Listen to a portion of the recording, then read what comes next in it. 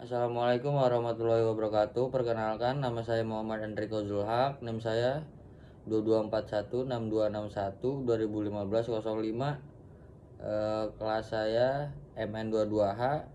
Di sini saya akan mempresentasikan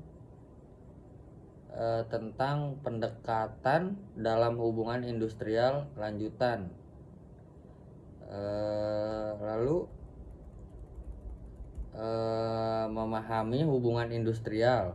Pendekatan dalam hubungan industrial, yang pertama, hubungan industrial dengan pendekatan konflik. Yang kedua, hubungan industrial dengan pendekatan kooperatif. Yang ketiga, hubungan industrial dengan pendekatan campuran.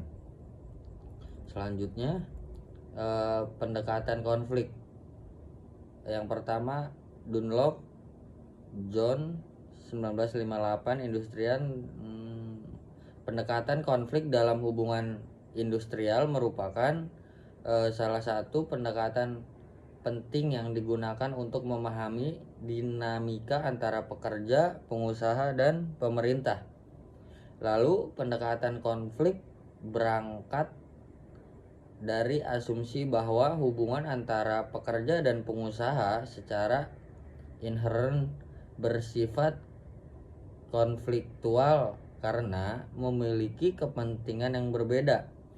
Lalu, pekerja menginginkan upah, kesejahteraan, dan kondisi kerja yang lebih baik, sedangkan pengusaha mengejar efisiensi, profit, dan produktivitas. Lalu, pendekatan konflik. Yang pertama, dalam masyarakat bebas yang kuat menekan yang lemah, terjadi eksploitasi manusia oleh manusia. Lalu, pekerja dan pengusaha harus memiliki keseimbangan sehingga hubungan industrial menjadi kondusif.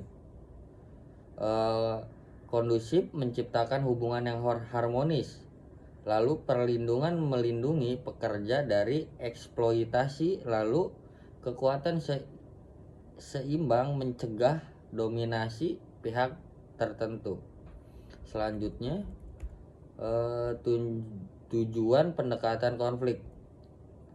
Yang pertama, mengidentifikasi akar konflik, yaitu memahami motif utama dari perbedaan kepentingan yang terjadi antara pihak-pihak dalam hubungan industrial. Lalu, menyusun strategi penyelesaian, yaitu menyediakan landasan analisis untuk merancang intervensi atau strategi resolusi konflik. Lalu, mengelola hubungan kerja secara realistis, yaitu tidak mengasumsikan harmoni yang semu, melainkan menerima konflik sebagai bagian dari dinamika hubungan kerja. Selanjutnya, metode pendekatan konflik. Yang pertama, analisis struktural. Analisis struktural yaitu mengkaji bagaimana struktur organisasi, sistem upah, sistem kontrak, dan sistem kerja dapat menciptakan ketegangan. Lalu, yang kedua, negotiation and selective bargaining, yaitu fokus pada proses tawar-menawar antara serikat pekerja dan manajemen. Proses ini adalah bentuk nyata dari manajemen konflik secara formal.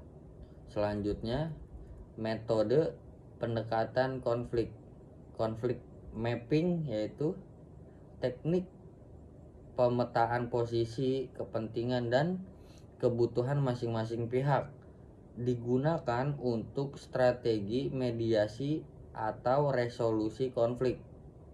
Yang kedua, studi kasus. Studi kasus merupakan menggunakan contoh-contoh real kasus hubungan industrial di perusahaan untuk menganalisis bentuk konflik, penyebab, dan penanganannya. Selanjutnya, Strategi pendekatan konflik ada dua.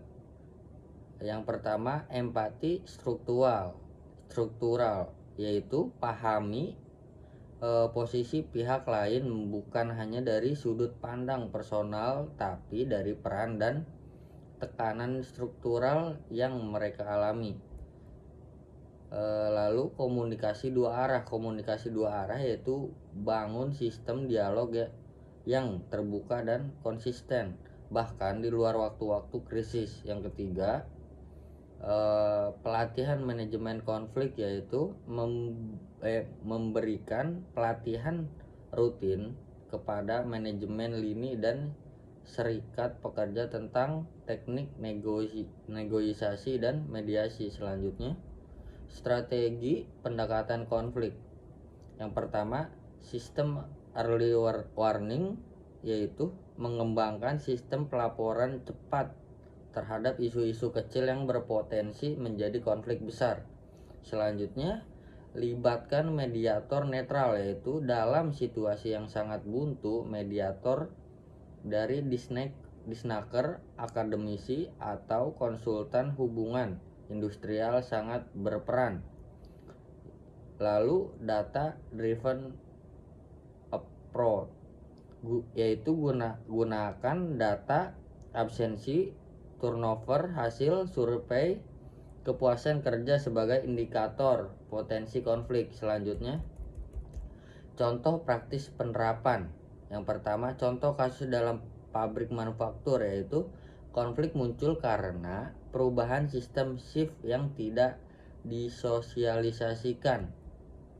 Selanjutnya, pendekatan konflik digunakan dengan memetakan aktor yang terdampak.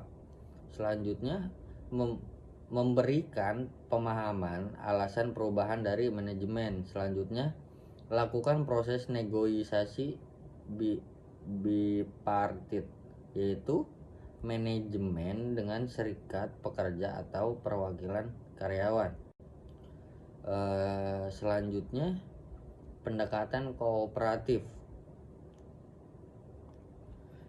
Pendekatan kooperatif berangkat dari asumsi bahwa hubungan antara pekerja dan pengusaha bisa bersifat sinergis, bukan hanya penuh konflik. Lalu pendekatan ini menekankan pentingnya kerjasama, komunikasi terbuka, dan partisipasi aktif dari kedua belah pihak untuk menciptakan hubungan industrial yang harmonis dan produktif.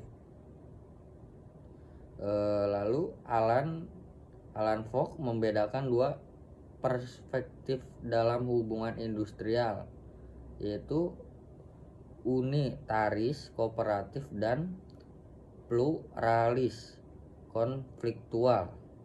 Lalu pendekatan kooperatif sangat kental dalam sudut pandang unitaris, di mana organisasi dipandang sebagai satu kesatuan dengan tujuan bersama.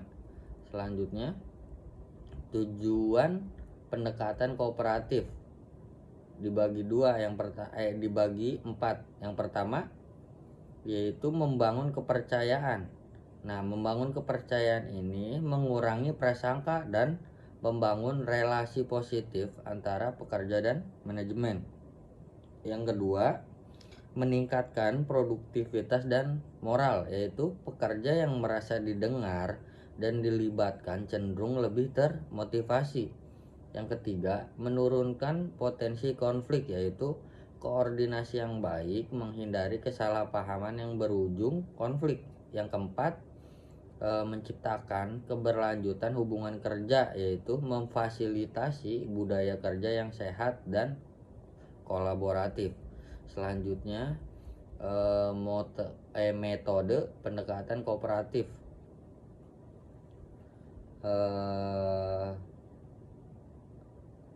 Joint decision making, pengambilan keputusan bersama, yaitu karyawan dan manajemen terlibat dalam tim kerja bersama, joint commit untuk menyusun kebijakan tertentu seperti penjadwalan kerja atau sistem insentif.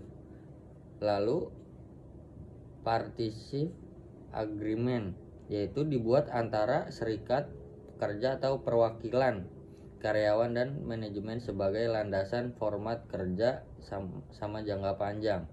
Lalu negosiasi tidak lagi fokus pada posisi atau tuntutan, tetapi pada kepentingan mendasar dari kedua belah pihak. Lalu forum reguler yang mempertemukan wakil pekerja dan pengusaha untuk membahas isu-isu industrial tanpa menunggu momen krisis. Lalu program pelibatan karyawan dalam perbaikan proses kerja seperti quality, kaizen, dan suggestion system. Selanjutnya strategi pendekatan kooperatif dibagi 3. Yang pertama, transparansi informasi, yaitu manajemen terbuka terhadap kondisi finansial, target produksi, dan isu strategis lainnya. Yang kedua, pelibatan sejak awal, yaitu pekerja dilibatkan dalam tahap awal pengambilan keputusan, bukan hanya saat implementasi. Yang ketiga, quick wins, wujudkan hasil kerjasama dalam bentuk nyata dalam jangka pendek untuk menjaga kepercayaan. Selanjutnya, strategi pendekatan kooperatif, pelatihan komunikasi efektif, yaitu baik untuk manajemen maupun serikat pekerja agar bisa menyampaikan ide tanpa menciptakan konflik. Lalu penyusun PP atau PKB yang berorientasi win-win, yaitu bukan hanya sebagai alat proteksi pekerja yang mengatur tata tertib dan kewajiban, tetapi sebagai platform strategis untuk kemitraan. Selanjutnya, contoh praktis penerapan. Contoh kasus dalam pabrik manufaktur yaitu perusahaan membentuk joint safety commit yang terdiri dari perwakilan serikat dan manajemen. Lalu bersama-sama merancang kampanye keselamatan kerja, bukan berdasarkan instruksi top down, tetapi sinergisitas. Lalu hasilnya dapat terjadi penurunan kecelakaan kerja, produktivitas naik, dan hubungan harmonis. Selanjutnya, pendekatan campuran hybrid.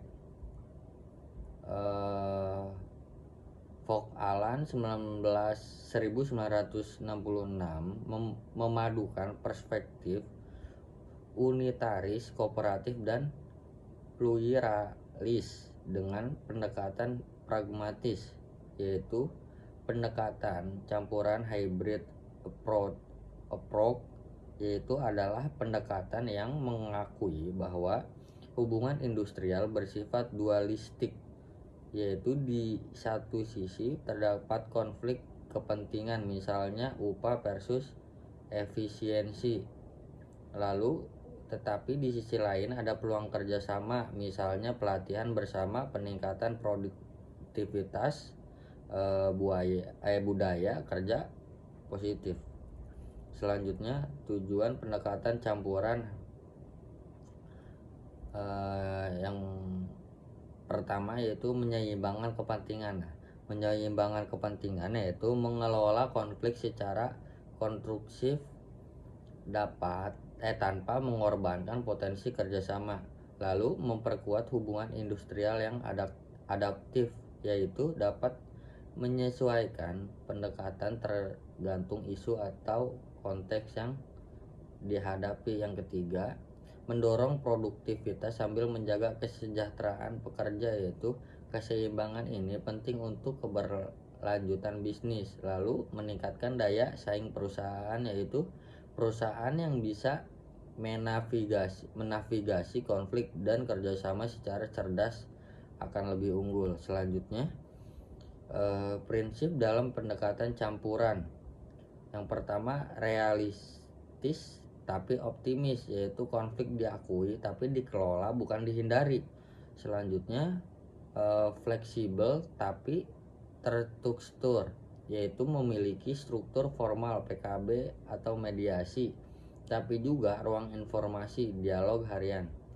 Selanjutnya win-win bukan hanya win-loss atau loss-loss, yaitu hasil terbaik diraih bila kedua pihak bisa berbagi nilai tambah. Selanjutnya keterlibatan semua pihak serta dengan pendekatan yang tepat akan menciptakan hubungan industrial yang harmonis, dinamis, berkeadilan untuk keberlangsungan usaha dan kesejahteraan bersama. Sekian presentasi dari saya. Apabila ada salah-salah kata mohon dimaafkan. Wassalamualaikum warahmatullahi wabarakatuh.